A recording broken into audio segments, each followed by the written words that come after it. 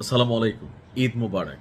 তবে সাম্প্রতিক সময়ে যে ভিডিওগুলো আপনারা দেখবেন এখানে ঈদ মুবারক মানে রমজানের ঈদ মুবারক না, এটা খুশিতে আবেগে আপ্লুত হয়ে চলে আসে আর কি মুখ দিয়া।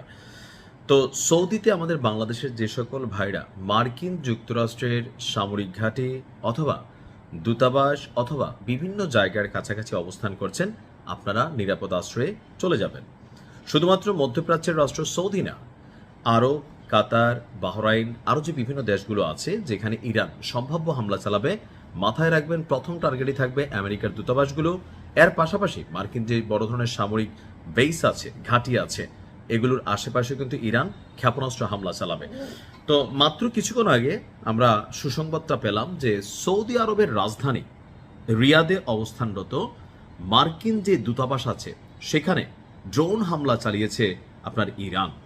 সৌদি কর্তৃপক্ষের বরাত দিয়ে বলা হচ্ছে যে দুটি ড্রোন দূতাবাস প্রাঙ্গণে আঘাত আনে এবং কি মার্কিন যে দূতাবাস এটার যে কনস্ট্রাকশনাল আপনার যে স্ট্রাকচার আছে ভবনটা মোটামুটি অর্ধেক ধসিয়ে দিয়েছে। সৌদি প্রতিরক্ষা মন্ত্রণালয়ের একজন মুখপাত্র এই হামলার সত্যতা নিশ্চিত করে আন্তর্জাতিক গণমাধ্যমকে বলেছেন, প্রাথমিক তথ্য অনুযায়ী রিয়াদে অবস্থিত মার্কিন দূতাবাসকে লক্ষ্য করে দুটি ড্রোনের মাধ্যমে এই হামলা চালানো হয়েছে। এর ফলে ভবনের বিভিন্ন অংশে অগ্নিকাণ্ড এবং ক্ষয়ক্ষতি হয়েছে। তবে তাৎক্ষণিকভাবে এই হামলায় আসলে ওইখানে অবস্থানরত মার্কিন নাগরিকদের বা যারা আসেন জনগণ তাদের কোনো ক্ষতিগ্রস্ত হওয়ার ঘটনা অথবা প্রাণহানির ঘটনা এটা আসলে এখনো সামনে আসেনি। সৌদি কর্তৃপক্ষ বলছে যে আপনার মার্কিন দূতাবাস থেকে আগুনের বিশাল কুণ্ডলী বের হচ্ছে, যদিও এখন পর্যন্ত কোনো গোষ্ঠী বা ইরান সরাসরি এই হামলার দায়ভার স্বীকার করেনি, কিন্তু গণমাধ্যমগুলো নিউজ করছে যে ইরান করছে। এখন গতকালকে যে তাসনুরা বা রাশতানু নামক যে তেল শোধনাগারে হামলার বিষয়টা আজকে সকালে আমরা জানলাম কি ওইটাও ইসরায়েল করছে। এমনকি তারা এখানে সৌদি এবং ইরানের মধ্যে সম্পর্ক খারাপ করার জন্যই এই ধরনের একটা প্রক্সি গেম খেলে ফেলছিল, যদি এটা প্রমাণ হয়ে গেছে। তখন এই ঘটনায় দুইটা পারসেপশন তৈরি হয়। একটা হচ্ছে আসলে কি ইরান এই ঘটনা ঘটাইল, অথবা ইরানের প্রক্সি টিম যারা আছেন লাইক ইয়েমেন বা আমাদের বীরদের বিভিন্ন যেই টিমগুলো আছে তারা ঘটাইলো, নাকি ইসরায়েল পেছন থেকে এই ঘটনা ঘটাইলো। এখানে কিন্তু একটা কনফ্লিক্ট। আবার এই ঘটনার পরপরই মার্কিন যুক্তরাষ্ট্রের প্রেসিডেন্ট ডোনাল্ড ট্রাম্প তার বক্তব্য হচ্ছে ইরান বড় ভুল করছে। তো ভুল কি? তার মন্তব্য যে এইটার কঠিন জবাব বা শিক্ষা ইরানকে দেওয়া হবে।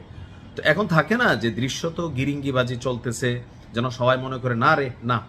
সহজ বাংলায় বুঝাইলে আপনি আরো বুঝবেন যে নাসিরউদ্দিন পাটোয়ারি যখন নির্বাচনের আগে প্রতিদিন মির্জা আব্বাস নিয়ে কথা বলতো, নানান ধরনের বক্তব্য দিত, আমরা সবাই মনে করছি ছাত্রদলের নেতার একটা মায়ের কিন্তু নাসিরউদ্দিন পাটোয়ারি দিয়া ফেলবে। বাট মির্জা আব্বাস পর খাওয়া রাজনীতিবিদ, চুল বাতাসে পাকে নাই, রাজনীতি করে পাকছে। তো তিনি বলতেন যে নাসিরউদ্দিন পাটোয়ারি চায় আমি তারে টাচ করি, আমার কোনো নেতাকর্মী তার গায়ে হাত তুলুক, তো তুললে কি হবে, একটা সিম্পেথি ভোট পাবে।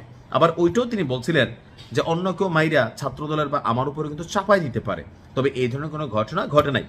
কিন্তু বাংলাদেশের মানুষ যারা নাসির পাটোয়ারি এবং মির্জা আব্বাসের কন্টিনিউ এপিসোডগুলো দেখছিলেন, যদি নাসির পাটোয়ারি একটা মাইর খাইতো সবাই মনে করতো এটা বিএনপির কর্মকাণ্ড অথবা মির্জা আব্বাসের লোকদের কর্মকাণ্ড।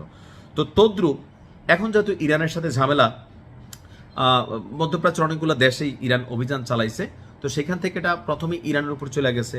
ট্রাম্প বলতেছে এটা সমুচিত জবাব দেওয়া হবে, আমাদের দূতাবাসে হাত দিছো বাবা, তোমাদের হাড্ডি দিয়ে আমরা ঝুনঝুনি খেলবো, এরকম একটা রিয়াকশনের বক্তব্য ট্রাম্পের পক্ষ থেকে আসছে। তবে দরকার আছে, আমি মনে করি সৌদি আরবের মক্কা মদিনা ছাড়া বাকি যে কোনো জায়গায় ইরান চাইলে সেখানে খেলা উচিত। ভালো থাকুন, আসসালামু আলাইকুম।